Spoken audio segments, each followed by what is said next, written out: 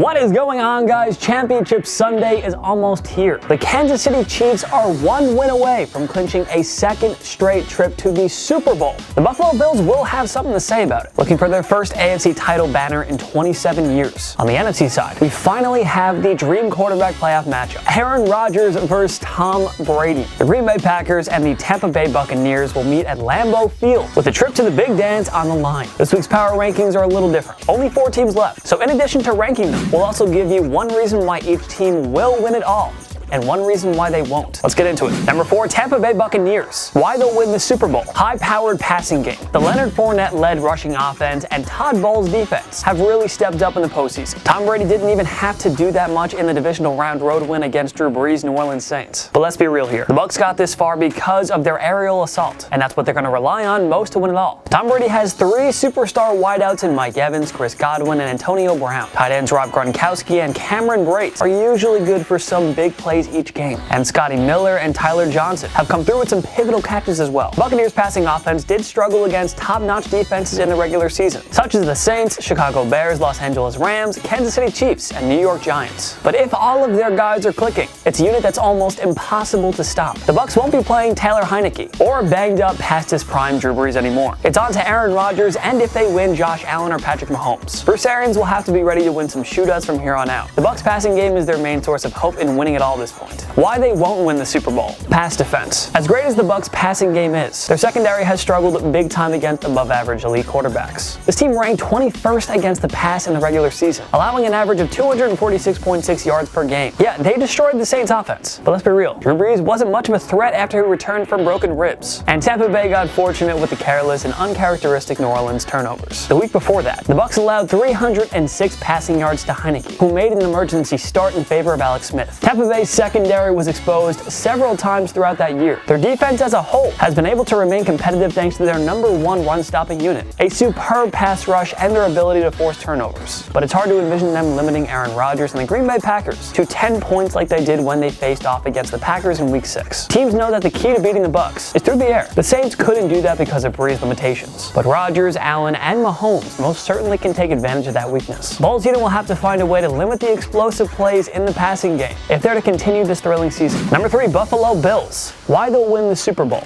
Josh Allen. I mean, what more can I say? A superstar quarterback is the main ingredients to success in today's NFL. Bills quarterback Josh Allen had an MVP-like season in year 3, completing 69.2% of his passes for 4,544 yards, 37 touchdowns, and 10 interceptions. He also added 421 rushing yards and 8 rushing touchdowns. Allen had his way with the Indianapolis Colts' stingy defense, tossing 26 completions for 324 yards and 2 touchdowns. A week later, against the Baltimore Ravens' scary good secondary, Allen had 23 completions for 206 yards and a TD. Most importantly, he had no interceptions in either of those games. Allen is one of the few quarterbacks who can really go head-to-head with Mahomes here. The Bills' rushing game hasn't been very productive, and the defense has taken quite the step back from 2019. But if Allen continues to make explosive plays down the field, these Bills will be a tough out. Superstar wideout Stephon Diggs is his go-to receiver, but John Brown, Gabriel Davis, and Cole Beasley have also done a lot of damage. Good luck stopping these Bills as they aim for a trip to the Super Bowl. As long as Allen is wheeling and dealing, opposing defensive coordinators will have no answer for him whatsoever. Why they won't win the Super Bowl. Lackluster rushing game. As great as Allen is, it's still important to have some balance. It's a lot easier for opposing defenses to game plan against a one-dimensional offense after all. The Bills' offense was led by a productive ground game in 2019, but the unit was far from effective in 2020. Second-year running back Devin Singletary with a mere 687 rushing yards on the year. They ranked 20th in rushing offense during the regular season, averaging 107.7 per game. It hasn't been any better in the postseason either. In their wild card game against Indianapolis, the Bills managed to gain 96 yards on the ground, but 54 of those came from their quarterback. And it only got uglier 1 week later when the team as a whole gained just 32 yards on the ground in the divisional round against the Ravens. This time around, it's Singletary leading the way with a whopping 25 yards on 7 carries for an average of just 3.6 yards per tote. That was pathetic. Their passing game carried the offense in both of those games, but how much longer can they survive like that? Yes, McDermott has good reason to continue running the pass-heavy offense, because it continues to work. You're going to need your running backs to carry some of the workload at some point, considering that the Chiefs and Packers rushing defense can be exposed. Number 2, Kansas City Chiefs. Why they'll win the Super Bowl? Experience. The Chiefs moved down on the number 1 spot on our list because of questions regarding Patrick Mahomes' status for the AFC Championship game. The early signs are that he'll play. Fingers crossed. In regards to the reason for Kansas City winning it, this is pretty easy. Experience. They've been there, they've done that. Andy Reid's team is the defending Super Bowl champions, and they were in the conference championship the season before that as well. The pressure doesn't faze these Chiefs. Not in the slightest. They managed to squeak past the Cleveland Browns despite missing Mahomes for most of the second half. Backup Chad Henne sealed the game with a 4th and inches completion to Tyreek Hill. Reid called that risky play because he knew his guys would deliver, as they usually do on the ground stage. His guys have a habit of saving their best for last. Remember, they faced double-digit deficits in all 3 playoff wins a year ago. They were battle-tested big time against the Browns without Mahomes, and yet Kansas City prevailed. Experience is always a major factor in the postseason. Why do you think Bill Belichick's New England Patriots reached 9 Super Bowls in 18 seasons again? Championship teams just know how to handle the pressure and get it done when it matters most. Wrestling legend Ric Flair had a famous quote: "To be the man,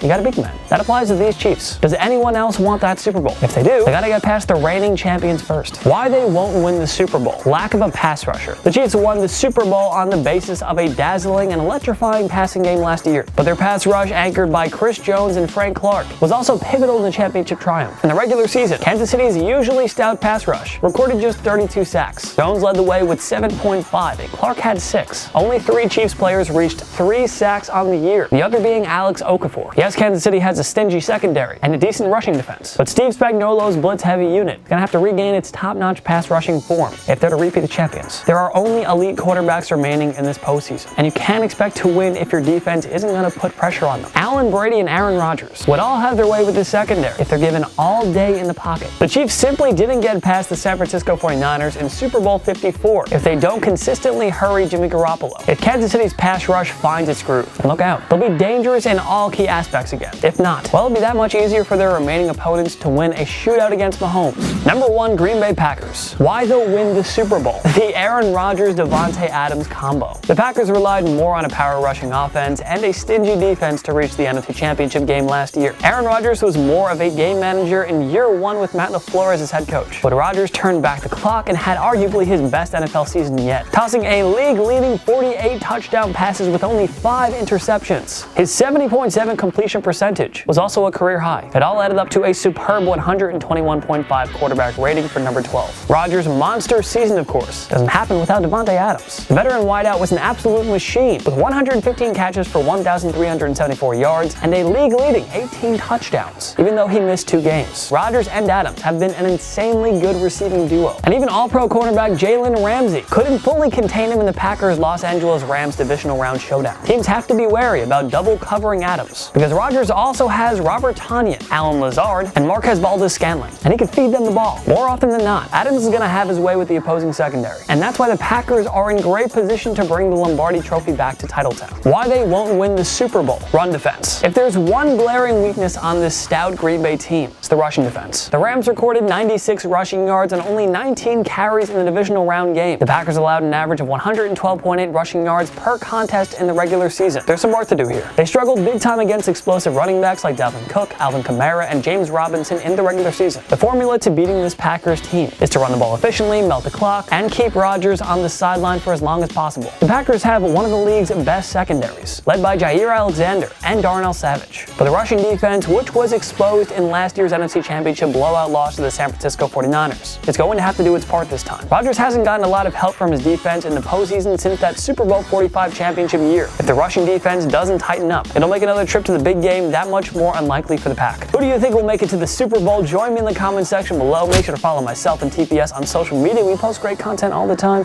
YouTube, Instagram, TikTok, Twitter. We are on everything. Go subscribe, go follow, go check us out. Make sure to subscribe to TPS. We post videos every single day. And of course, like this video down below because we post new content all the time and it really helps us out. So go do that. Of course, thank you so much for watching. I'm Jason Biondo. I'll see you next time. On my knee.